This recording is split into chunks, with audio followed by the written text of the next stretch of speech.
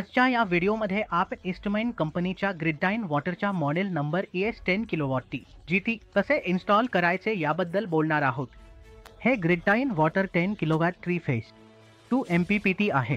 त्याची वैशिष्ट्ये अशी आहेत: कमाल DC इनपुट पॉवर 15000, VOCPB कमाल 1100 वोल्ट DC चा DC व्होल्टेज 150 ते 1000, मॅक्सिमम DC करंट 15x2 म्हणजे यात 2 MPPT आहे।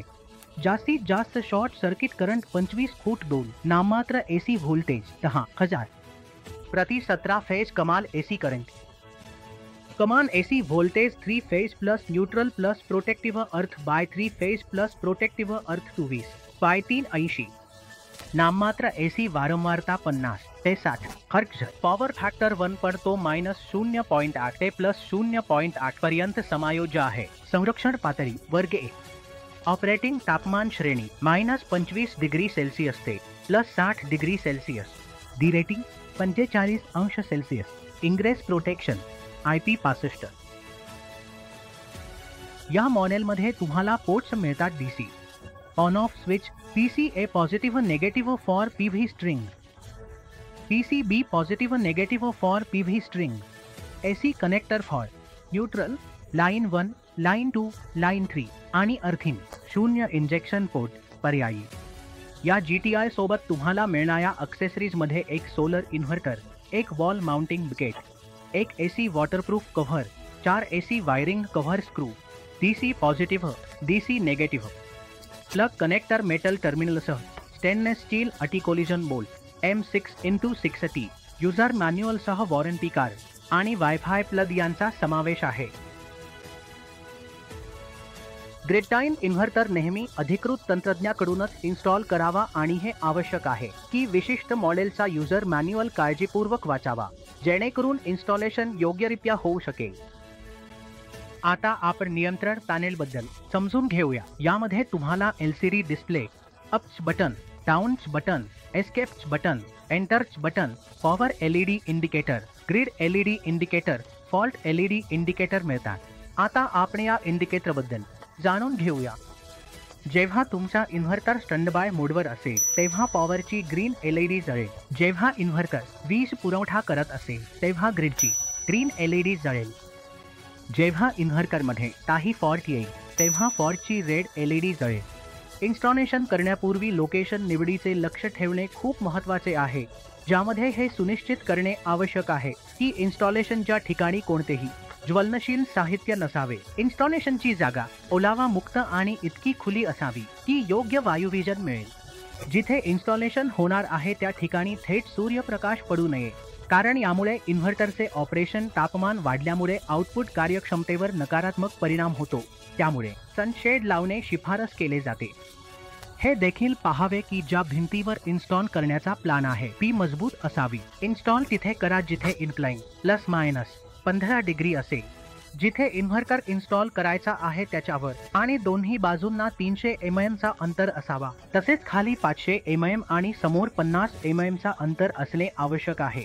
इन्व्हर्टर इतक्या उंचीवर लावा जिथे मुलं पोहोचू शकणार नाहीत।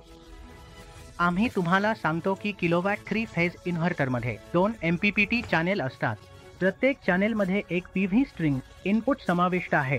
सर्वप्रथम मार्किंग केल्यानंतर माउंटिंग ब्रॅकेटला योग्य M6x60 बोल्टच्या सहाय्याने इन्स्टॉल करा। मग इन्व्हर्टर इन्स्टॉल करा। इन्व्हर्टर हीट सिंकला फीडिंग प्लेटने लॉक करा। इलेक्ट्रिकल कनेक्शन करण्यापूर्वी ग्रिड सप्लायचा मुख्य स्विच आणि DC आयसोलेटर बंद करा। PV arrayच्या आउटपुट व्होल्टेजची पोलॅरिटी DC पॉझिटिव्ह आणि DC नेगेटिव्ह चिन्हाशी जुळवा। या मॉडेलसाठी केबलचे कर्व सरफेस एरिया 4 ते 6 mm² असावे। यानंतर तुम्हाला PCDB बॉक्सचे कनेक्शन करायचे आहे। DCDB बॉक्समध्ये DC फ्यूज आणि DC SPD असतो। DC फ्यूज उच्च करंट जास्त शॉर्ट सर्किट संरक्षण देते आणि DC SPD सर्ज संरक्षण देते।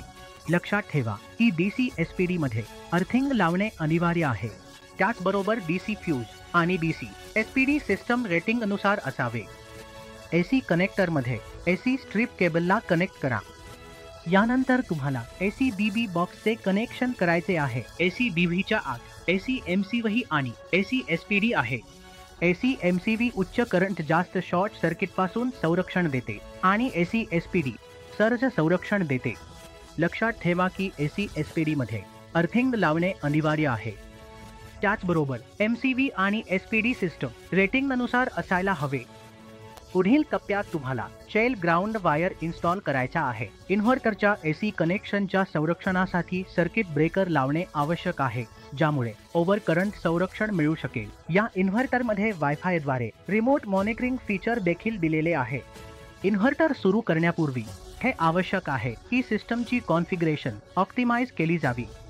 म्हणूनच हे शिफारस केले जाते की दोन इनपुट्सला समान क्रमांकाच्या फोटोव्होल्टिक मॉड्यूल्सशी जोडले जावे। प्रत्येक फोटोव्होल्टिक मॉड्यूलचे command open circuit voltage 500 volt DC पेक्षा जास्त नसावे। इन्व्हर्टरमध्ये प्रत्येक इनपुटवर एकाच प्रकारचे फोटोव्होल्टिक मॉड्यूल सिरीजमध्ये वापरले जावे। आता आपण जाणून घेऊया की इन्व्हर्टर कसा सुरू करायचा। सिंगल फेजसाठी AC ब्रेकर चालू करा। PV मॉड्यूलचा DC स्विच चालू करा।